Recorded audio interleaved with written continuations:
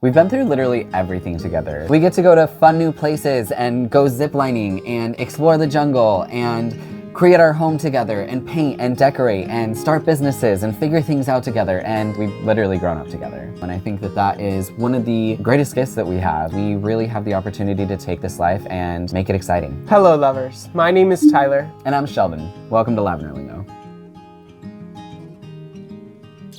We thought we'd give you our top 10 tips on being a modern LGBT couple who gets to live and love whoever the hell they want to. Because so many people have fought for this life and still continue to fight for it today. We started this list in our last video, which you can find here. Without further ado, we're gonna dive right into our top 5 tips that we've learned over our 12-year relationship. Starting with tip number 5.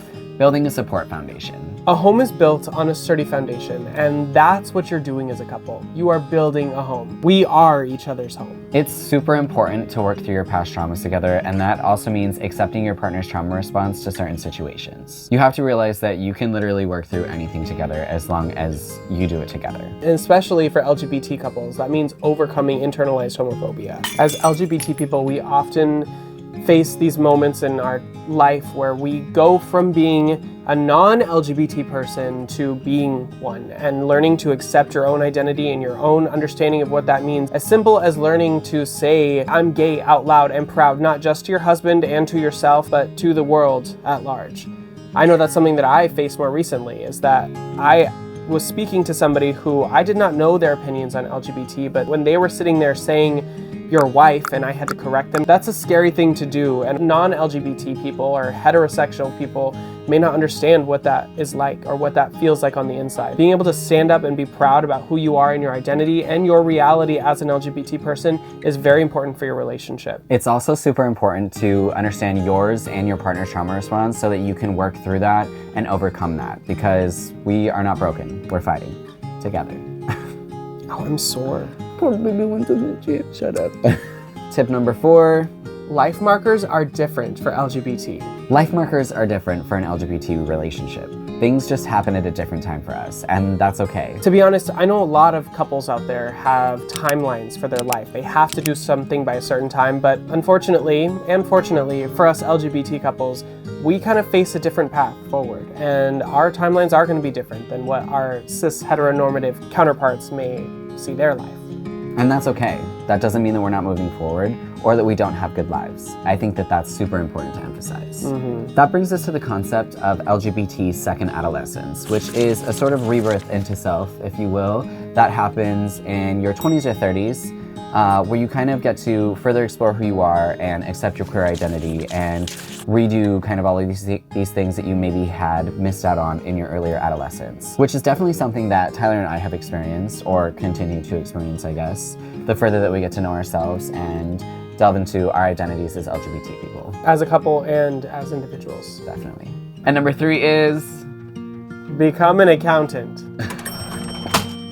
Here, take these. Give me my glasses back. You're blind. Indeed. In a relationship, it is so important to set financial goals for your relationship. In order to chase your dreams, you know, you gotta fund what you gotta do. You have to create a relationship where there are checks and balances, keeping each other accountable for making those steps necessary in order to achieve your dreams. This looks different for everyone. For us personally, it's a lot of the time keeping each other accountable for what we spend, for our day-to-day habits, for doing what we say we're gonna do, and I think that that's a healthy thing for us to do for each other and for us to do for ourselves. There's always a spender in the relationship.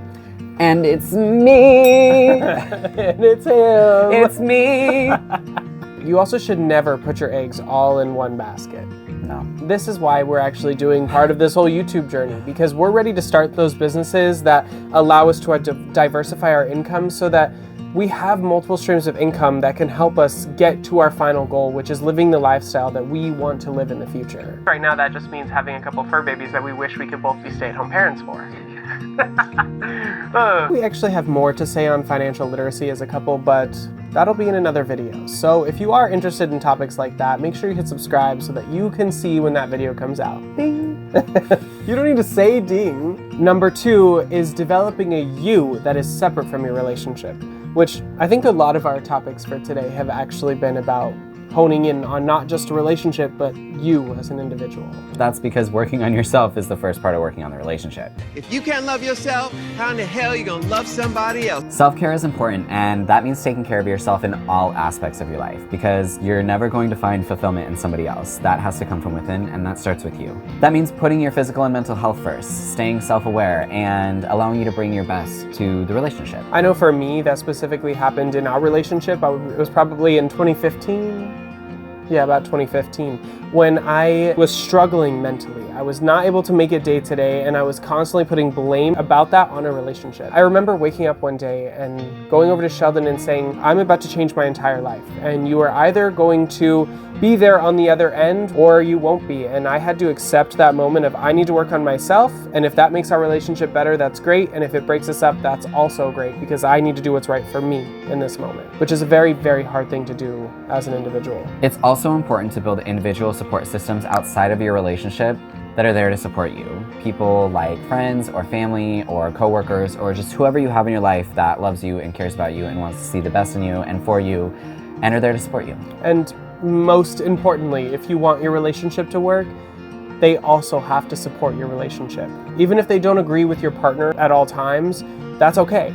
The whole idea is that in supporting you, they also support your decision to be with your partner. Which is the perfect segue into our number one tip, which is put your relationship first. Always. Remember, the best interest of your relationship should always come first, which means sometimes making choices that you might not prefer, but ensure the needs of both partners are met. And that's hard, because to be honest, when you have to give some of yourself away to make sure that your partner's needs are met, that is a difficult thing to do, but something you must do if you want your relationship to work. Also, just keep pushing.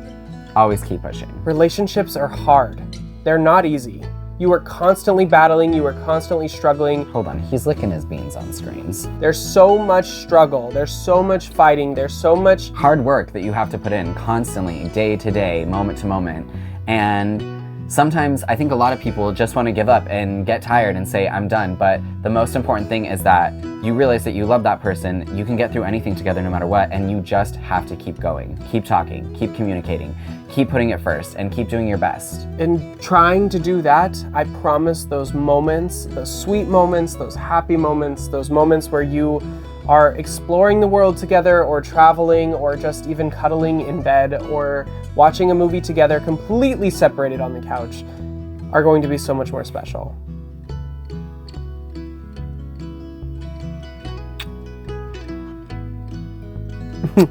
Every relationship is different. You just have to find what works for you and your partner. Even after 12 years together, we're still learning how to love each other, and we still have a lot of ways to go. The important thing is to never stop trying. Next week on Lavender Lingo, we'll be discussing the importance of queer spaces and their impact on our culture and history. We'll see you then.